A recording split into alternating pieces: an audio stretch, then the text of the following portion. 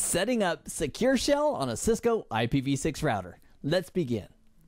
Let's imagine that you and I have been put in charge of this router and we've been tasked with setting up SSH for it. Now I've got some great news regarding IPv6 and SSH.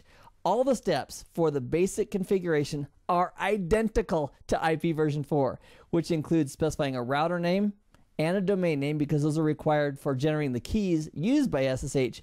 And we're also going to create a user account because with SSH, when we connect, it doesn't just want a password. It wants to know who we are, and then it wants the password for that user. So we're going to create a local user account in what they call the local database. Now the local database is a fancy way of saying the running configuration on this router. That's all that's talking about.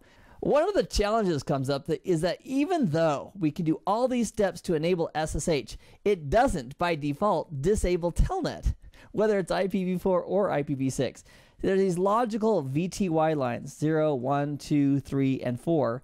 And when individuals connect using SSH or Telnet, their packets go through the network into this interface on the router, but logically they get connected to one of these VTY lines as they come in. If we want to not allow those incoming connections to be Telnet, we need to go ahead and tell the router. So we go into the VTY configuration mode. We can say line VTY 04, which means all of these 5 lines. We can tell those lines that the only inbound transport we're going to allow is SSH. And that's one way of denying Telnet access into the box is by saying SSH is the only protocol we're allowing for inbound connections. The great news is that all these steps that I'm highlighting right here, each one of those are exactly the same in IPv4 or IPv6 as far as setting up SSH. But what's a little bit different is controlling the source address. Let's say, for example, that we only wanted to allow inbound SSH connections from the source address of R3 for whatever reason. Let's say his address is : : 3. In IPv6, we would create an access control list that specifies either that source IP address or a source range, and then we would go to the VTY line configuration and simply tell it, hey, listen, only allow access in if the incoming connection is from the range of this source address inside of the access list. The actual syntax is slightly different than in IP version 4, but the concept is the same. Having said that, let's go ahead and implement all the details needed on R1 to make it a full-blown SSH server so we can have SSH connectivity, including removing Telnet functionality and controlling the source address with an IPv6 ACL. Let's first create the ACL that's going to control who is allowed to go ahead and telnet to this box. Now, creating an access control list is really quite simple, and it does pretty much nothing until you apply that access control list somewhere else in the configuration. So we'll apply this access control list to the VTY lines as one of our final steps. But the syntax for this is quite simple. It says, I have an IPv6 access list. I'm naming it just R3. And this access list has one access list entry, and that entry says permit IPv6, which is the similar as IP in the world of IPv4, which means pretty much the whole protocol stack. Permit it if the source address is 2001 DB8 23:3/128. That is effectively the exact IP address of R3's gigabit 2/0 interface. So if the source address matches that, it's going to be a permit. And that's all that access list is saying. One of the requirements for SSH is that we have to have a router name other than router to generate the crypto keys, and we also have to have a domain name. So next, I'm going to specify a domain name of cbtnuggets.com. You can make it up. It doesn't have to be your real domain name. It just has to be present in order to generate the keys required. In the final setup, once SSH is enabled, it's going to require a login of a user. So we're going to create a local user. I'm going to go ahead and create a user named admin who has privilege level 15 rights in the system, and I'm going to set a password of Cisco. This is who we're going to log on with once SSH is running. Then we'll create the keys required for SSH to work. We use the crypto key, generate RSA, and I'm going to just tell it straight up, I want a modulus of 1024. It takes 768 or bigger to go ahead and use SSH version 2, which is what we want. And then it popped up this little message that says, hey, congratulations, SSH 119 or 199 is enabled. What the heck is that? I know there's SSH version 1 and SSH version 2. What is 199?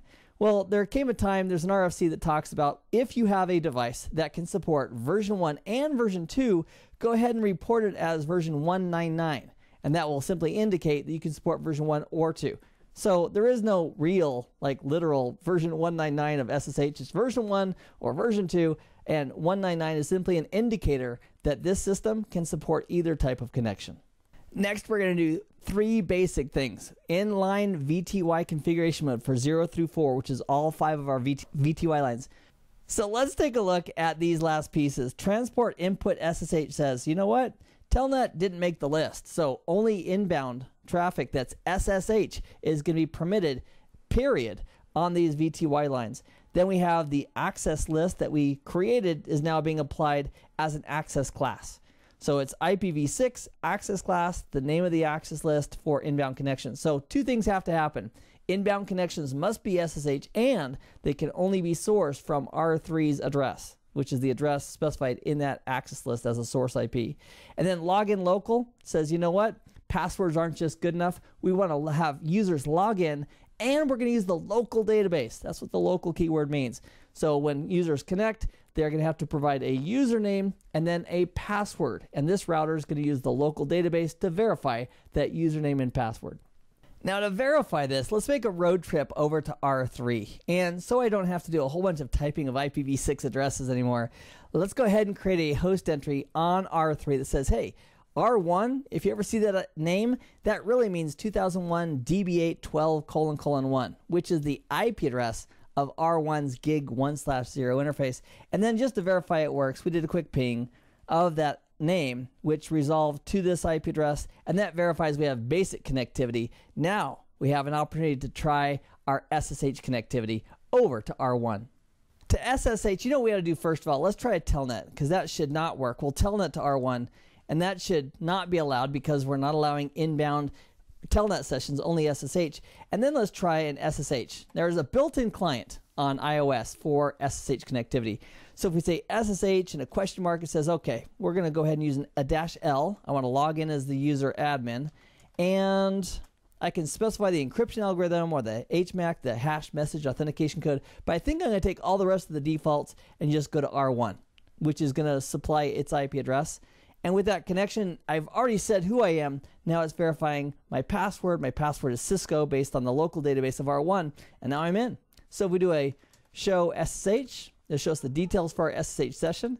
And if we type in who, it'll identify the details for where we're coming in from. And I already have some name resolution over on R1. So R1 saying, because I'm connected to there now, it says I've got an inbound connection on VTY0. The username is admin who's connected, and he's coming in from a location called R3. And that's because R1 happens to know that my source address of where I'm coming from is mapped to a name of R3.